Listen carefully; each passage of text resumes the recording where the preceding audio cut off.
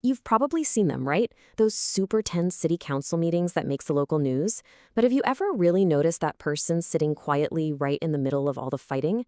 That's the city attorney. And today, we're going to pull back the curtain on what might be one of the most confusing, high-stakes jobs in all of local government.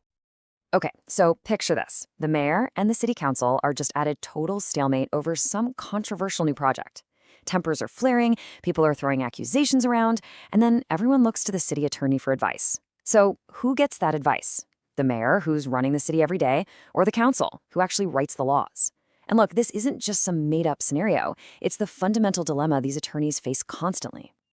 To really get our heads around this, we first have to talk about the basic conflict that's literally built into the job description. It's a classic case of having one client, but having to serve two very different and often competing masters.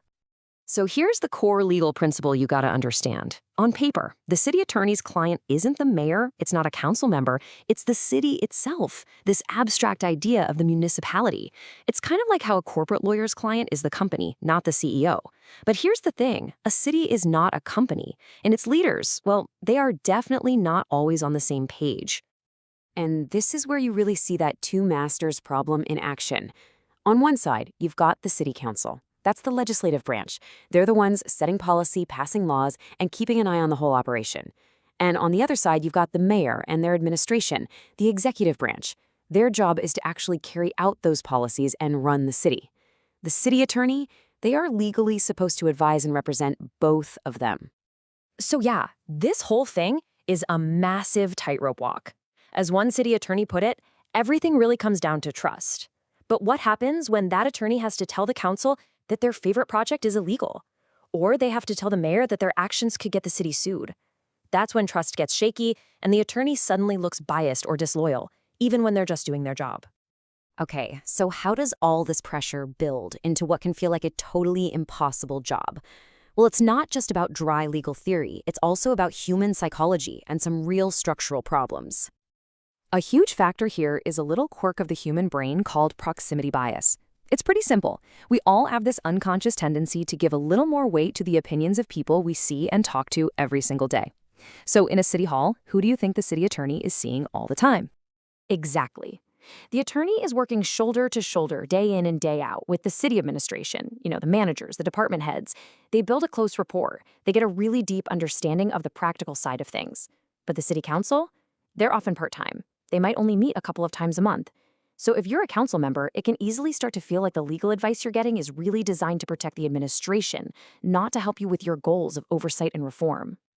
And believe me, this isn't just theory. This stuff has huge real-world consequences. Just look at what happened with San Diego's pension crisis. The city attorney was legally required by the city's own charter to represent both the officials who were implicated in this giant financial mess and the officials who were trying to expose it. I mean, talk about a textbook conflict of interest, and it just fueled a massive public crisis. Or take a look at Cleveland. The council passed a new law to try and boost local hiring. Then the mayor went and made a side deal with a contractor that seemed to completely undermine that law. The law department? They got caught right in the middle, followed the mayor's direction, and didn't flag the potential legal issues for the council. The result was a huge blow-up between the two branches of government, with the lawyers stuck right in the center of it all. All right, so if the system is this flawed, how in the world do you fix it? Is there a fix? Well, the good news is cities and legal experts have been wrestling with this for a while, and they've come up with a few potential solutions to bring some clarity to this role. Broadly speaking, the ideas fall into three main buckets. You can give the council its own lawyer, you can bring in outside help only when a conflict pops up, or you can perform some pretty major surgery on the structure of the government itself. A lot of experts will tell you the cleanest solution is to just change the city charter and give the city council its own separate, independent legal counsel. The city attorney would represent the mayor and the administration, and a new lawyer would advise the council. The city of Tampa actually did this. It creates really clear lines, for sure, but it can also drive up costs and, potentially create a whole new source of friction between two publicly funded legal teams. A more flexible approach, but a tricky one, is to hire outside law firms just on a case-by-case basis. So when a really clear conflict emerges, some cities will bring in independent lawyers to represent one side or the other. This avoids the permanent cost of a whole second legal department, but it's not a perfect fix. Picking which firm to hire can get really political, and the whole process can be slow right when you need a fast answer. Yeah, hiring outside help isn't a silver bullet. First off, it is expensive. Private law firms cost a whole lot more than your in-house attorneys. Second, it can make City Hall look like it's in a constant state of war with itself. And third, and this is a big one, there's a serious risk of pay-to-play politics, where those lucrative legal contracts go to firms that just happen to be major campaign donors. And then there's the most drastic solution, basically changing the government's entire operating system. In what's called a council manager system, the council holds pretty much all the power, and then they hire a professional city manager to handle the day-to-day operations. This structure essentially unifies the legislative and executive functions, which gets rid of that two masters problem. The attorney has one clear client, the council. But that's a massive political change that completely rebalances a city's power structure. So you might be thinking, okay, this is interesting, but why should I really care about the internal struggles of a government lawyer? Well, it turns out the health of this single role has a massive impact on how effective and how fair your local government can actually be.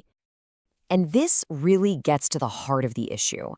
The conflicts that we've been talking about are almost never the faults of a single lawyer or a single politician. They are structural problems, often written directly into the city charters that these attorneys are sworn to defend. The system itself basically forces them into an impossible position. Ultimately, the big takeaway here is this. When your local government seems completely dysfunctional, it might not be because you've got bad people in charge. It could be a fundamental flaw in its design, a system that creates this constant tension and makes it incredibly difficult for a crucial legal advisor to serve the public interest without getting caught in a conflict. And that leaves all of us with a final question to think about. What about your own town or city? Is there a clear line of legal accountability, or is the person responsible for giving legal advice stuck in the middle? Because making sure your government has unbiased, conflict-free legal support, well, that's absolutely essential if you want it to truly work for everyone.